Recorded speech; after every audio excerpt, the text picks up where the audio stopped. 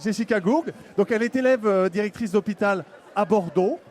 Alors Jessica, ce qui est intéressant chez Jessica, c'était que en fait elle se destinait à l'agroécologie. Elle voulait travailler dans la santé environnementale. Et il y avait une chose dont elle était sûre, c'est qu'elle ne voulait pas travailler dans l'administration publique. Et donc pour être certaine de ne pas travailler dans l'administration publique, elle s'est dit, je vais quand même aller faire un stage dans l'administration publique qui va me rassurer sur le fait que je n'ai pas envie de travailler dans l'administration publique. Et donc, elle a commencé son stage dans la fonction publique hospitalière. Et au bout de quelques heures, son avis a changé. Et c'est pour ça qu'elle est là aujourd'hui avec nous pour témoigner au team hospitalier. Donc, je vais vous demander un maximum d'applaudissements pour Jessica Gourg, s'il vous plaît. Tiens, Jessica.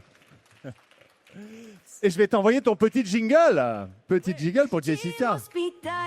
Ambiance un peu calypso. C'est pas elle qui a choisi, mais c'est pas grave. Elle avait qu'à proposer autre chose. À toi, Jessica. C'est un peu court, c'est un peu court. On parle remettre. Tu veux que je le remette un petit cours, Rachida? Team hospitalier. Sympa, elle souhaiterait que tu danses. La société. Team hospitalier. Merci. Voilà, merci. Oui, De rien. effectivement. Donc, pour reprendre un petit peu, en effet, moi, je me projetais pas forcément à l'hôpital public, notamment parce que l'image de l'hôpital public n'est pas forcément celle qui attire le plus les jeunes, là, en sortie d'études, comme ça, bon, voilà. Et puis, un beau jour, je suis allée à l'hôpital en stage en me disant, au moins ce sera fait, j'aurai la conviction que c'est pas pour moi, que c'est trop difficile. Je suis arrivée un matin, on m'a dit, ah, parfait, il nous manque quelqu'un aujourd'hui, tu vas faire le travail d'une personne qui est là depuis 20 ans, je t'en prie, viens au bureau des réclamations des patients, tout va bien se passer. Et donc j'y ai passé 2 mois, et je me suis dit, parfait, je reste, voilà. Et j'étais donc juriste en droit de la santé, j'ai passé les concours, et aujourd'hui je suis élève directeur d'hôpital. Donc voilà. Bravo, on peut dire. Donc on peut dire que tu n'as pas cherché le sens, c'est le sens qui t'a trouvé.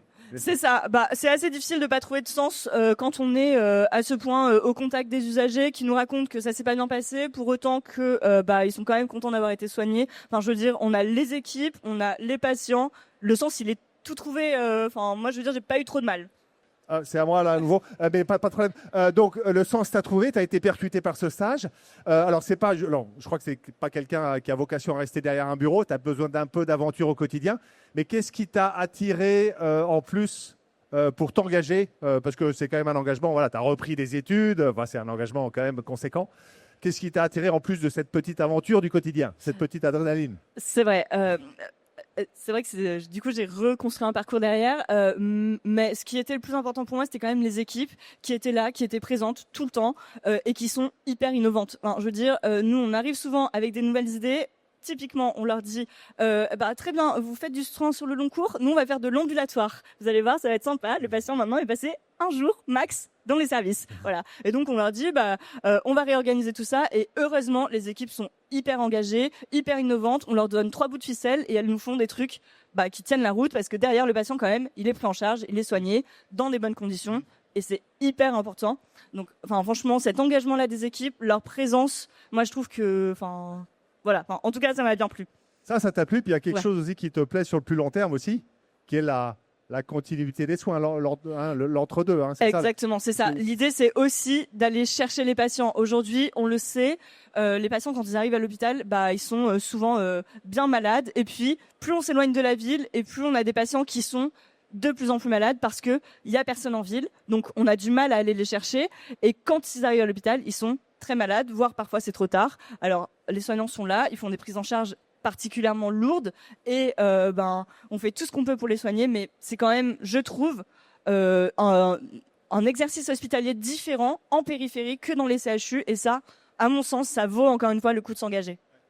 Je t'ai mis ça, c'est une de tes phrases préférées, C'est ça, ça. qui résume un petit peu ton état d'esprit. C'est clair, soigner au bon endroit et au bon moment, mais c'est ça aussi, l'hôpital aujourd'hui, c'est un hôpital qui va vers le patient, qui sort de ses murs pour éviter justement tous ces gens qui malheureusement ne trouvent pas de porte d'entrée sur leur territoire. On soigne ensemble, au bon moment et au bon endroit. C'est partout en fait. Alors, ce que tu m'avais dit, parce que évidemment, tu as de la jeunesse, tu as de la fougue, peut-être un peu de naïveté, faut être clair. De l'idéalisme, Voilà. je préfère. Merci. Et donc, tu m'avais dit, là où tu as été impressionné par le monde hospitalier, c'est que c'était un haut lieu de changement. Et notamment, le passage en ambulatoire, par exemple, tu as vu l'hôpital changer très, très rapidement, finalement. Ouais, complètement. Bah, au lieu de changement, et effectivement, c'est une chance, en ce sens-là que parfois, les changements sont pas tout à fait naturels. On a parlé de l'ambulatoire, bah, ça, c'était quand même un gros changement dans la prise de soins, mais il y a plein d'autres choses qui changent. Typiquement, les équipes qui passent d'un environnement pavillonnaire à un énorme centre hospitalier, parce qu'on s'est dit, on va restructurer, on va faire des travaux. Là, on finit dans un gros bloc tous ensemble, et les équipes apprennent à se servir de pneumatiques pour envoyer les bilans sanguins. Donc voilà, c'est les tuyaux là, comme ça, qui passent dans tous les services. Et c'est hyper différent parce que bah, tout le monde est en lien. C'est la même chose avec les tortues qui arrivent. Alors on te dit, bah, tu vas voir, les plateaux repas arrivent avec des tortues.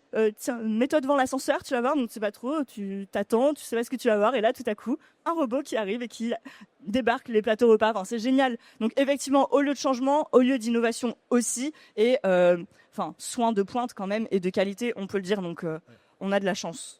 Alors, tu me disais aussi, et en préparant, en discutant avec Rachida, notamment, tu me disais c'était intéressant que tu aies ce background de juriste parce qu'il y a des changements qu'il faut mettre en place dans le monde hospitalier. C'est la coopération entre les établissements.